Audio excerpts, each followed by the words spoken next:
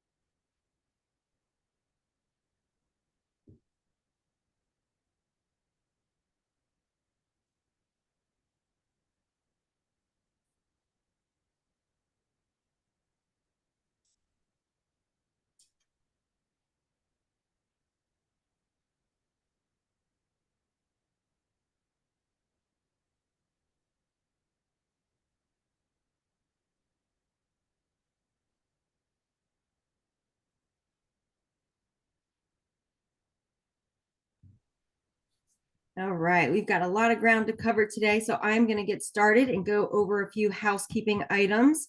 Again, for everyone who's joined us, thanks for being here with us today. This is Science and Medicine Group's annual webinar series, Customer Experience in Focus, Strategies to Measure, Track, and Transform. Today, we're on session 2, Building a Customer Experience Measurement Strategy. I'm Elisa Alvick. I'm the Science and Medicine Group Marketing Director. I'll be your moderator for today's webinar.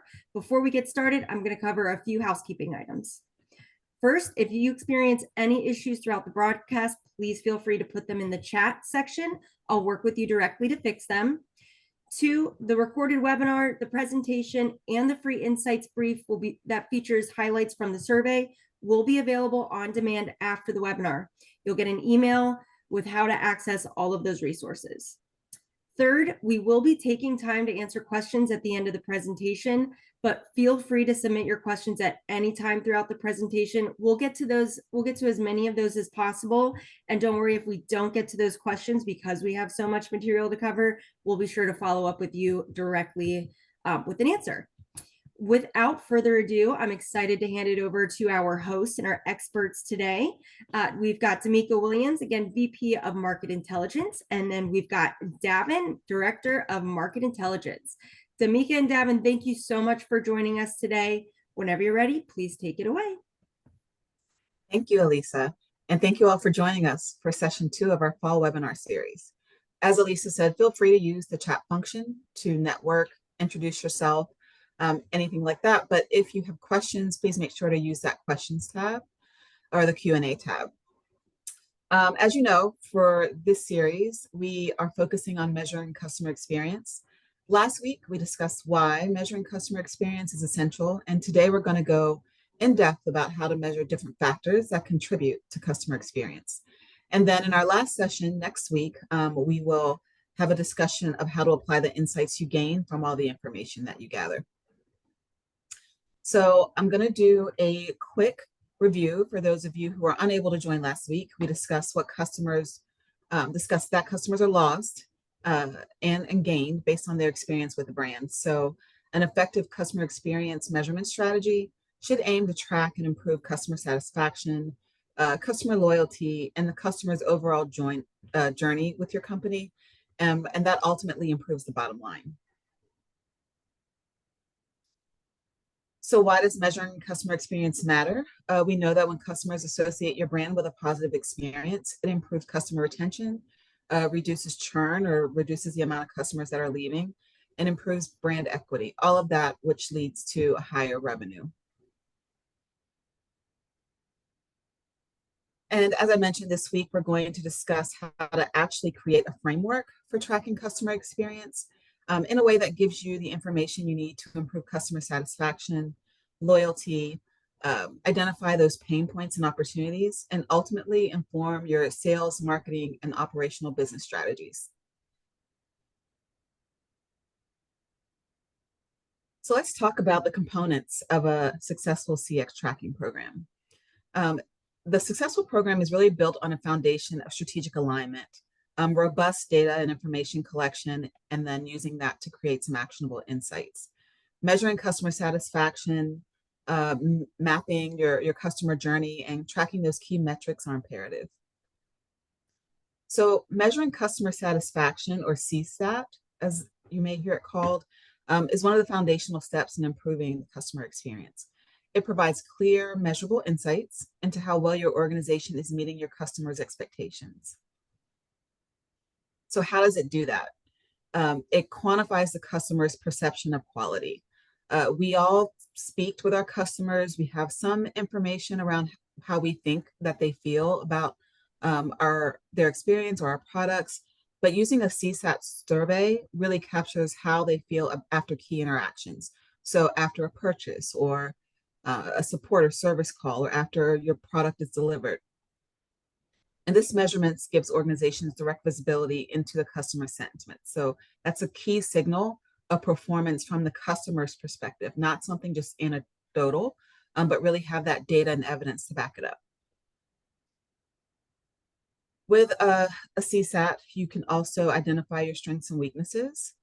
So analyzing satisfaction scores by touch point, and we'll go into depth about touch points a little later in this presentation. So by touch point, by product, by segment, any of those different ways you can pinpoint where the experiences are great and where they tend to break down. And so that can reveal best practices that you can use for training or to be replicated. And then if you have some low scores, it can highlight where you need urgent improvement. And then measuring the customer journey helps organizations improve your customer experience by revealing how they actually interact with the brand across all of those touch points, not just at individual moments. So you're going to look at the end-to-end experience. So you're going to map and get some quantifiable information at every interaction, from how they become aware of your product and service, to how they make the decision to make the purchase, and then support or service after they make the purchase. This is going to give you a holistic view and help you see how each stage contributes or distracts, if that's the case, from the overall performance. Mapping the customer journey also identifies pain points and bottlenecks.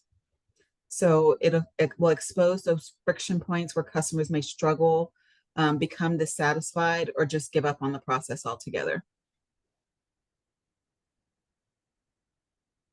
And then in terms of a voice of the customer is usually in conjunction with a CSAT program, but it's one of the most powerful ways to improve your customer's experience. You can collect direct input from customers about their needs, expectations, and pain points, and that helps you focus resources on the aspects of the experience that have the greatest impact on your customer satisfaction and loyalty or retention. So this way, instead of guessing, your decisions are based on what customers actually say drives their production and their perception of value. Looking at the voice of the customer also detects the root causes. So your feedback from surveys, any kind of forms that they fill out after the interaction, looking at those social channels, that reveals where and why customers experience any kind of breakdown or pain point. And looking at any kind of patterns that you see in that data or information can reveal negative sentiment and help you fix any systemic issues. So anything that it may come down to something operational, it might just be as simple as moving a button on a website or changing the color on a website. So it's more easily, your customers can find it more easily. But either way, if you don't have that information, if you haven't quantifiably collected that information, it's just a guess, or it's just based on what you've heard from a few customers. So early detection of those issues allow you the time to prevent churn or prevent customers from going away, because a lot of times your dissatisfied customers won't tell you that unless you explicitly ask them. They'll just go away. You won't hear from them anymore.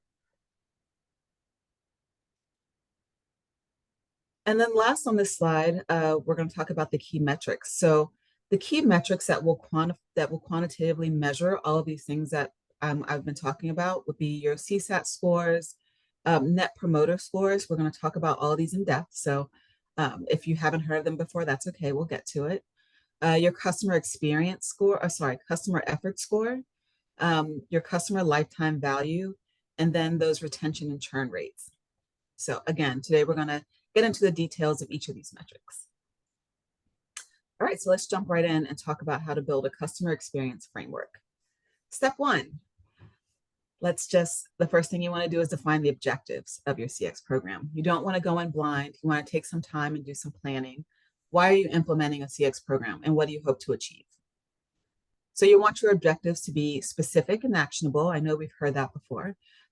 They should describe what you want to learn and why it matters. So good goals and objectives provide direction for your data collection design, the methodology that you use, how you analyze the data, and the insights that you want from it. So your objectives usually start with identifying the business problem. So high level, what decisions are you trying to make? For example, you may see that your customer retention is declining. So you want to understand why that is. Maybe that has to do with one of your goals. So before you start writing out your objectives, clarify the purpose for collecting that CX information. Identify key topics, or if you're a data person like me, you're going to call them variables. So what factors do you want to study? These may be satisfaction or loyalty or effort or experience with certain touch points. You'll also want to keep tabs on demographics, behaviors, and if you have specific market segments that your customers fall into, you're going to want to be able to derive insights and apply them to those specific segments of your target population.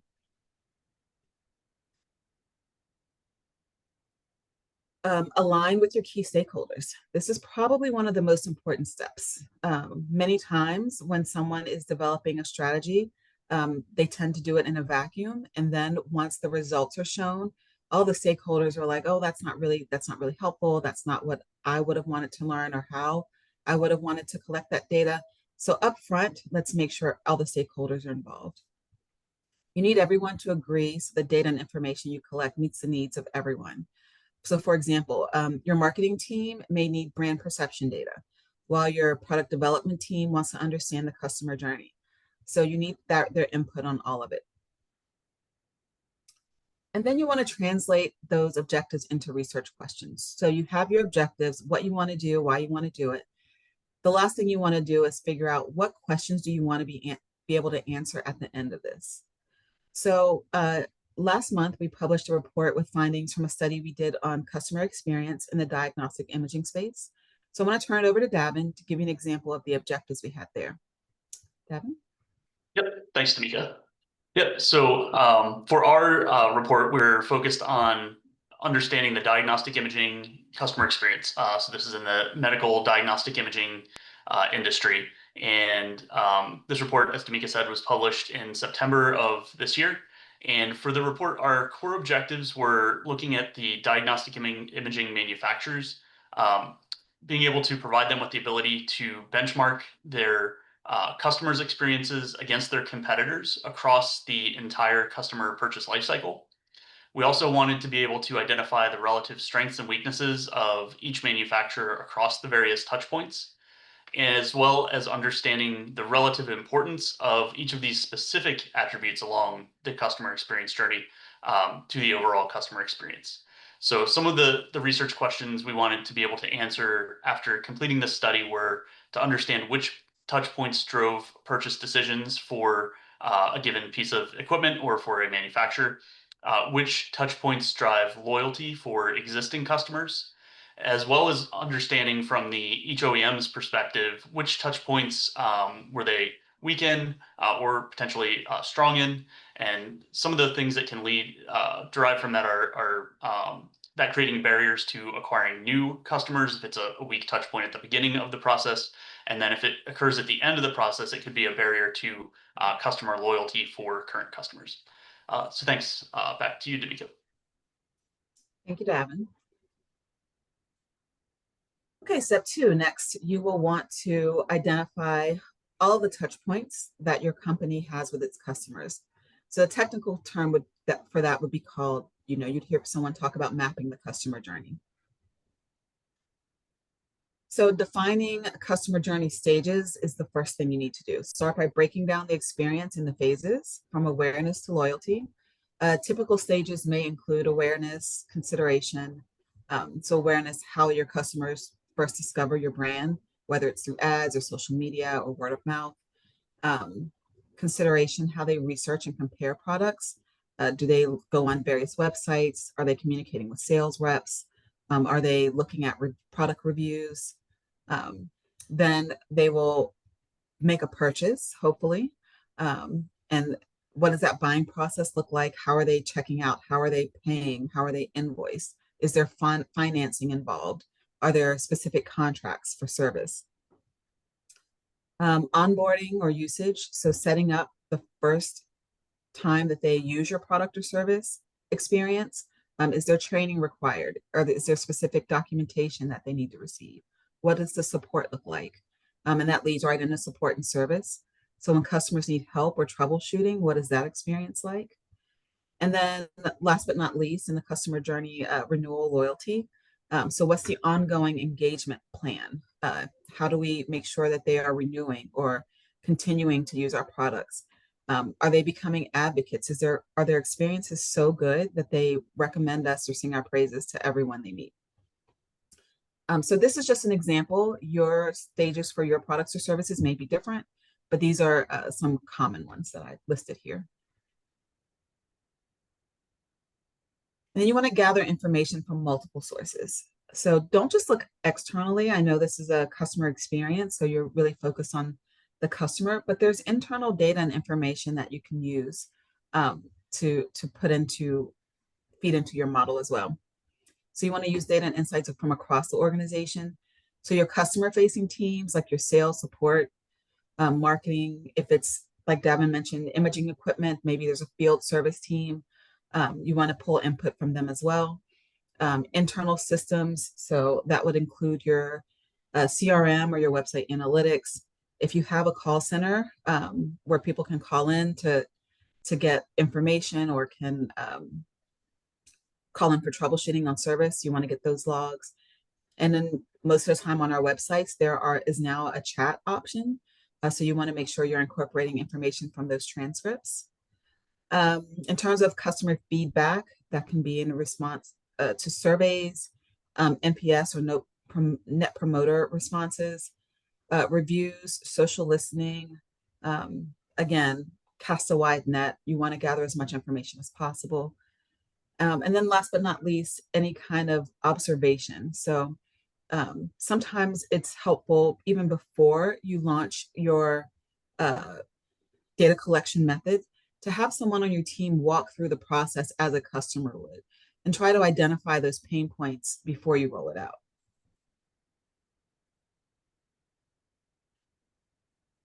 And then you want to document each touch point with context. So for every touch point that you identify, awareness, consideration, and the like that we already spoke about, capture the channel, email, phone, website, in person. How are you interacting with this person? What's the goal at that stage? What do you want the customer to do at that stage? You want them to make a purchase? Do you want them to leave your support call feeling like they can move on and that their problem has been solved? So be sure to articulate that and think that through. Who is the business owner? Who's responsible for that touch point? Is it your marketing team? Is it your sales team? Is it your service team? And then any pain points or emotions customers might experience. Try to brainstorm that up front and then tweak that once you get the information back from your actual customer.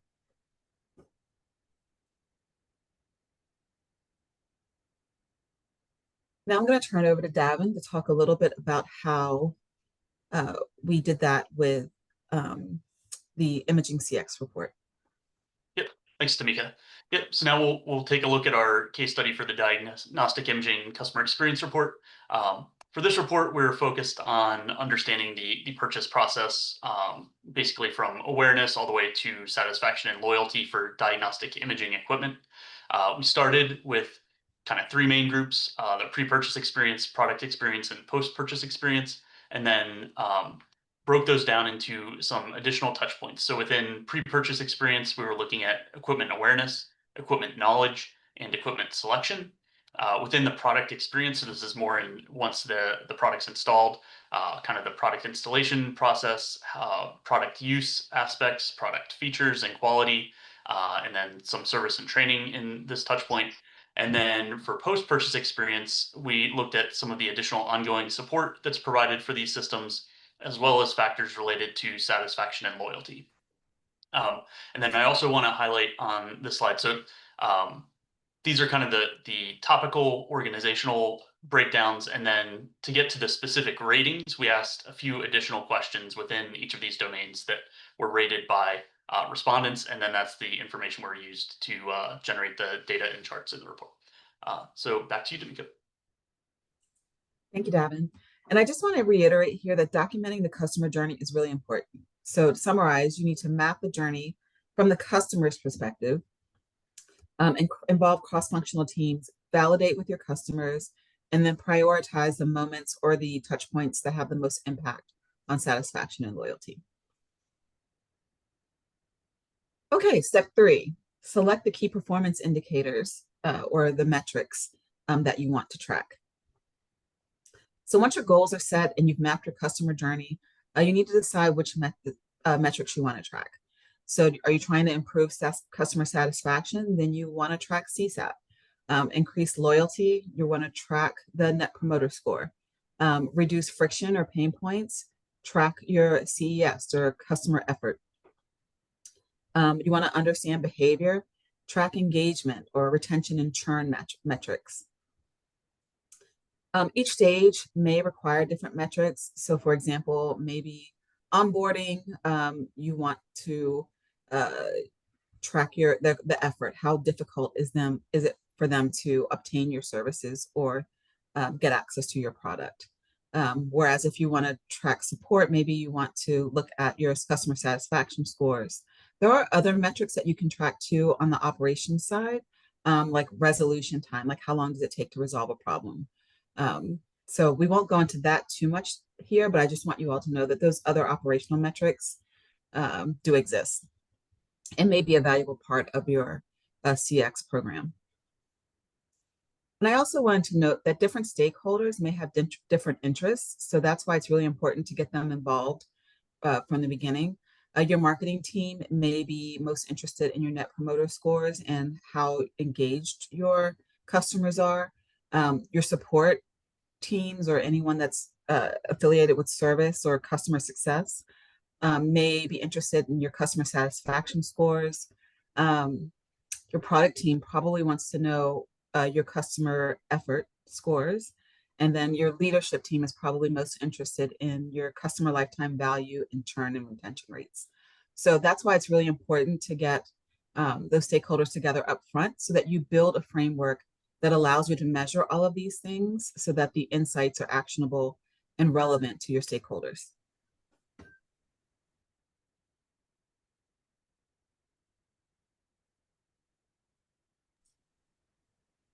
So at its simplest level, CX metrics are measuring perception or behavior. If you want to track behavior, businesses most commonly track retention or renewal rates, lifetime value churn rates. But if you're looking at perception, then you're more interested in how your customers feel, and you want to track things like satisfaction, promotion, and customer effort. A comprehensive program is going to track both, so we will talk about them one at a time. Let's talk about perception first. Again, perception metrics track how your customers feel about their interactions with your brand. You can also track how they feel about your specific product or service. So in terms of a customer satisfaction or CSAT score, this is your measuring satisfaction with a specific interest or interaction or experience. So you may ask a question as simple as, how satisfied were you with your experience? Let's get right to the point. And then you give them a scale from 1 to 5 or 1 to 10, depending on how you want to measure. The most important part here is to define the scale. What is the equivalent of 1? Sorry, we lost light. 1 second. There we go. What is the equivalent of 1, and what does it mean if your customer selects 5, saying, what does it mean if they select 1? What does it mean if they select 10? And then you need to be consistent across every time you collect. Once you choose a measurement, be consistent. Every time you collect that information, you're using the same scale. And it's a pretty simple formula. You take the number of satisfied responses. You're going to roll this out to your customer base.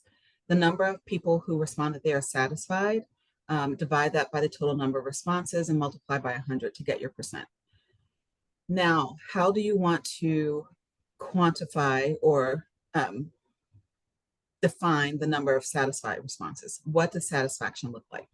Does it mean that your customer is rating you a 5 or a 10 on that attribute? Or is it okay if there's a 4? So again, come to a conclusion with your stakeholders and define what a satisfied response is.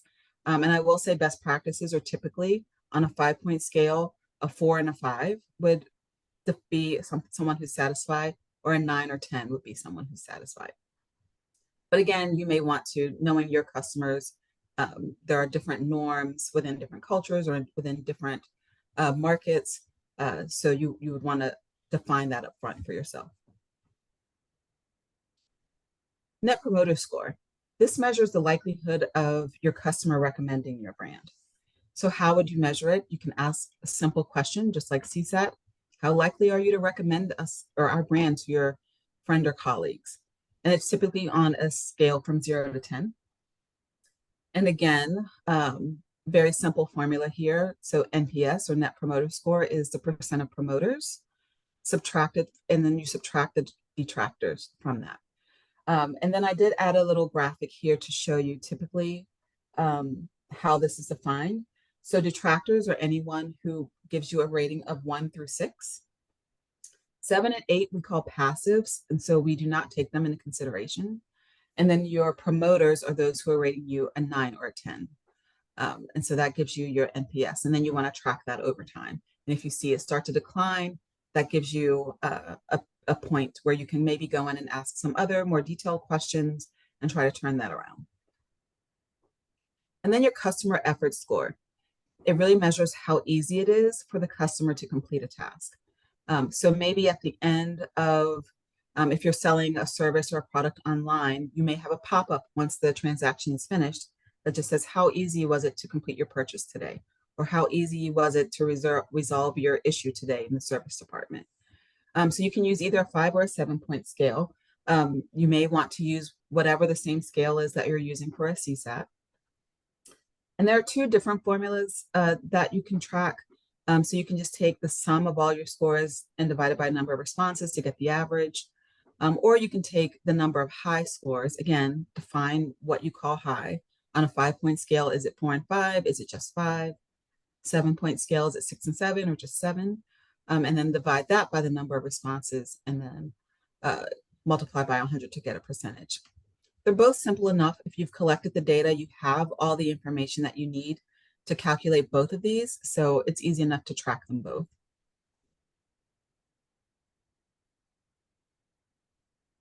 So most of this information is typically tracked through surveys, and it's important to choose the right timing. So it can be a transactional survey, which means you're asking for feedback right after the interaction, which, by the way, is what I recommend for a CSAT and the CES, or a relational survey.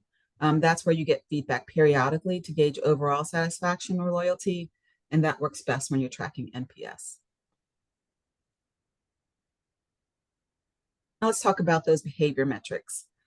Well, perception metrics measure how customers feel. Behavior metrics measure how they actually behave or what they're actually doing. It's one thing to say what you want or what you think, but then your actions may tell a different story. So it's important to measure both. Your churn rate tells you how many customers are leaving. So that affects your growth projections and your acquisition needs. So measuring churn rate really helps you spot early warning signs of customer dissatisfaction. And again, simple formula, your churn rate is the number of customers lost divided by the number of customers that you had at the start of the period. And that is multiplied by 100 to get your percent. So as you can note here, it's important to define the time period. Most time, it might be a quarter, it might be for the year or for the half year. However you do it, just make sure you're consistent so that those numbers are trend worthy and you can compare them across time. And then the opposite of that, the renewal rate shows how many customers are staying. So that's important for recurring revenue models. So your leadership team may be really interested in that. And then also for better timing of retention campaigns. If you see that renewal rate start to dip, then maybe you need to start reaching out to your clients proactively for renewals and retention. And then that formula, again, you just take the number of renewed customers and divide that by the number of customers that are up for renewal and multiply by 100 to get the percent. Again, really important to define the time frame.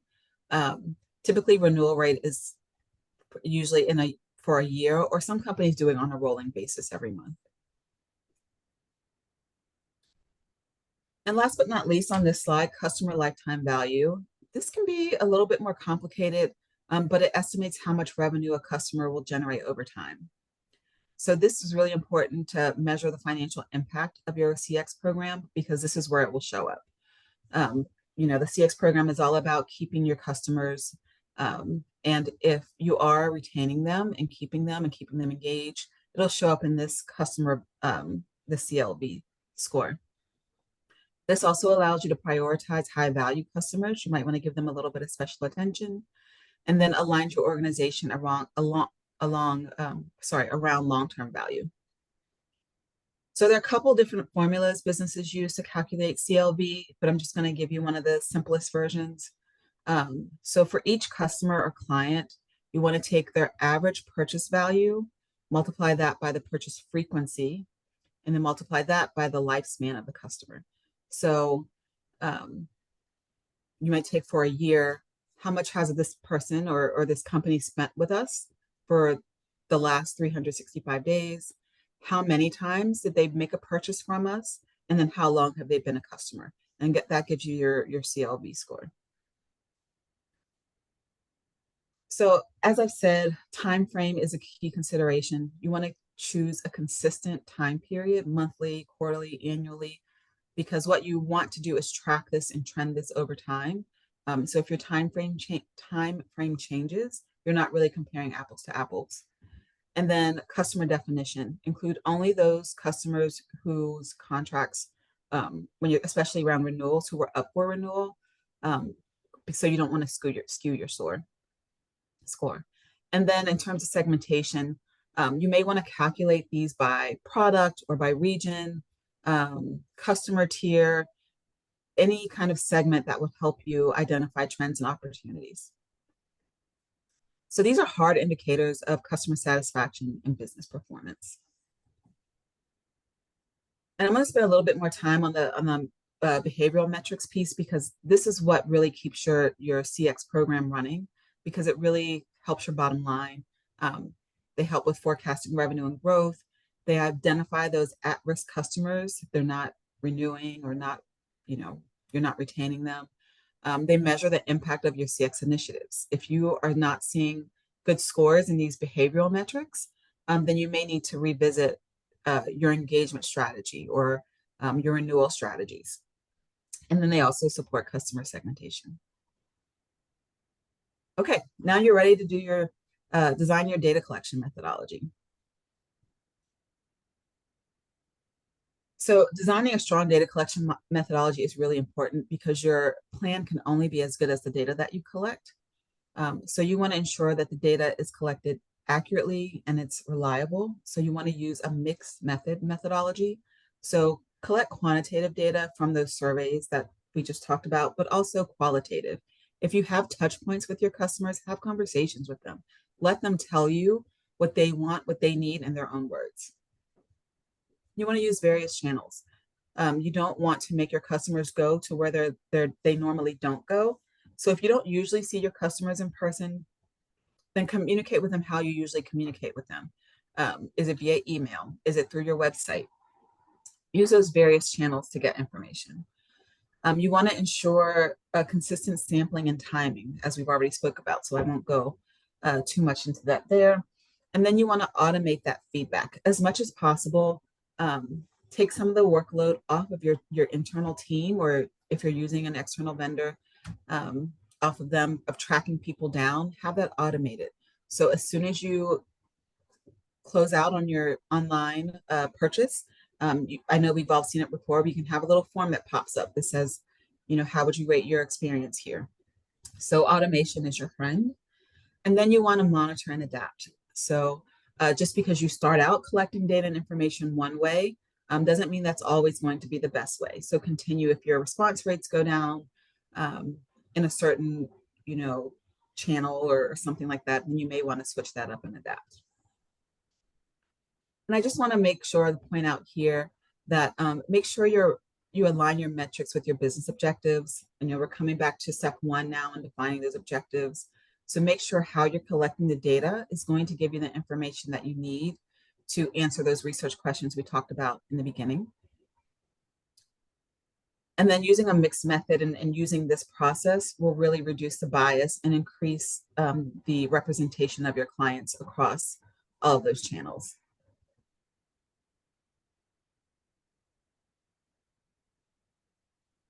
Now that you have all of this data, let's analyze and visualize.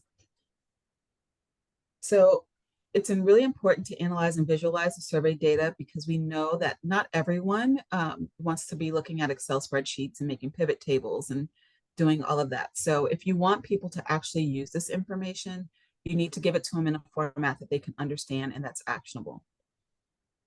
So if you're using surveys, the responses are on their own or just numbers and text. But when you do analysis, those patterns start to emerge, and that can reveal what's driving satisfaction, loyalty, and the pain points. And it can turn your data into meaningful insights that really inform your strategic decisions and your business improvements, which is the overall goal of a CX strategy. You want to help identify those trends and root causes for all of your stakeholders. So data analysis and highlights change over time. And showing whether the customer experience is improving, declining, or stable is really important and something that your stakeholders will be looking for. It will help you prioritize areas for improvement. So visualization helps teams quickly spot where the performance lags. So for example, if there's declining NPS at a specific touch point, you can clearly see that and then take action. Clear visuals make it easier to compare metrics across time and prioritize fixes based on impact and urgency. And then well-designed charts and dashboards and infographics makes complex survey data or other information easy to interpret. Visual storytelling helps people who are non-analytical, like maybe your executives, maybe they are analytical, maybe they're not, but it helps them to grasp the insights quickly. And that drives organizational buy-in, which is what you need from any good CX strategy. That really encourages people to act on the findings. So quick tip, when the findings are clear and compelling, your decision makers, your key decision makers, whether it be on a certain team or your company's overall leadership is more likely to act on them. And then that, again, closes that loop and informs the continuous improvement of your services and products. Okay, so I want to turn it over to Davin to give a discussion or an example of some visualizations that we've used. Yep. Thanks, Tamika. So taking a look at one of the slides from our diagnostic imaging customer experience report, what we're looking at here is the output from our analysis of the pre-purchase experience. And this one specifically is focusing on the equipment awareness portion of the pre-purchase experience. And in order to evaluate that chunk of the customer journey in total, we measured responses across 3 different attributes. So those were marketing and promotional material is believable, the website is easy to search, and trade show exhibits are attended by customers. So we took that information and then presented it visually in this format. And this does a number of nice things. First, the gray bar at the top, you can see what the industry average rating was for this touch point. You can see it's 25.7. And then each of the OEMs was, we calculated their individual rating and put them in rank order. So you can see here, so for the equipment awareness touch point, Siemens, Healthineers, and Hologic received very similar ratings, or essentially tied for the first place in this one. Then you can see GE and United Imaging are following that, but still above average. And then below that, you see a number of other OEMs that are receive lower ratings and rankings. And really, if you're from those companies, that's something where this analysis could help you identify an area for improvement. And that's really where the benefit of this type of analysis comes in, where you can identify those areas, develop some programs for it, and then as you implement those programs, your ratings will improve, and then your business will actually receive the benefits, the associated business benefits and impacts of that touch point to the organization. So thank you, D'Amica. Great. Thank you, Davin. Okay, we're winding down now. We're at step 6, which is to communicate your insights. So you want to share your findings with key stakeholders. You've done all these beautiful visualizations. Maybe you even have a Tableau or a Power BI dashboard that's really pretty and colorful, and you can select different segments and kind of dive in at your own will. But make sure you're sharing it. Don't keep all that good data and information to yourself. As Davin was mentioning, use some storytelling to contextualize the data. Talk about, if this is not your first time doing it, talk about how you've used that data and information to improve your rating or to improve your scores. And then last but not least, you want to tie those insights to the business outcomes. Again, tie it back to those objectives, how you're answering those research questions. And then finally, you want to close the loop. So respond to feedback quickly. Nothing's worse than asking your customers what you can do to help, how they feel about something, and then you don't change anything. So make sure you're responding to that feedback. Show customers how their input drives change and innovation. So maybe you run a campaign on your website that shows the information that you got back from your customers or the feedback you got, and the aggregate as a summary, the changes that you made, and then the feedback that you're getting now from them. So don't be afraid to share this information with your internal stakeholders, but also externally, your customers. And then your continuous improvement methods. As I had mentioned before, make sure you're still getting good sound data. Make sure that you're incorporating qualitative and quantitative data collection methods so that the customers, you're getting answers to the questions that you think of, but you're also getting information that you may not have thought to ask. So continually improve. Every year, I would say, come back and take a look at your data collection methodologies and make sure you're still getting what you need. So that is the end of our presentation. As Elisa said, we did have a lot to cover, but I think we have time for a couple of questions, hopefully. Yes, absolutely. Thank you guys so much for that presentation. As D'Amica said, we'll take a couple of question and answers, and it looks like we have a couple of questions that came through the presentation. We'll start there. So if you haven't already, you can submit your questions to the Q&A portion at the bottom of your screen. Again, if we don't get to your questions, we'll make sure to follow up with you after the webinar. Okay, let's dive in. It says, once a customer experience framework is in place, how often should companies revisit or refresh their metrics and data collection methods to stay relevant? Good question. I think there's multiple parts to that. So once you have the framework in place, I think it depends on what you include in your framework. If you're only, for example, if you're only tracking performance metrics, then maybe you want to do that for the first year, and then the next year you want to add in those behavioral metrics. It really depends on your budget, your goals, what your stakeholders are asking for. And then how often to refresh. I would say whatever metrics you have, you want to come up with a timeline. If you don't have the internal capacity to make changes, so if you get feedback every month, but you can only make changes to your operations or to your marketing strategy or anything like that once a year, then maybe once a year is enough. You just get that information based on your ability to make changes and respond to that feedback. So I hope that answers the question. Excellent. Excellent. Okay. This is a good one. So do you have any strategies for survey fatigue? Survey fatigue. I do, actually. So number one, keep your surveys under 10 minutes. So typically a survey that is under 10 minutes is no more than 20 questions.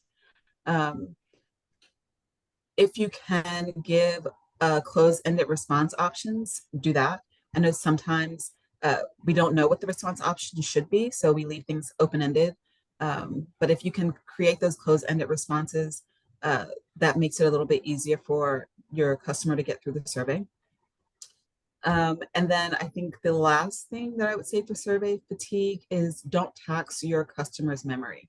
So don't ask them to respond to something that happened 2 years ago. So that really is, the timing is key. So if you want to ask them something about an experience, make sure it's within a few days or a week of the experience. Don't make them try to think back, what they were doing a year or 2 years ago. Excellent. Excellent. All right. I think that is it. That concludes the time we have today. As a reminder, everyone will receive an email following the event with how to access the recording, presentation slides, and then any other assets we'll send you. And if there are any issues, feel free to reach out.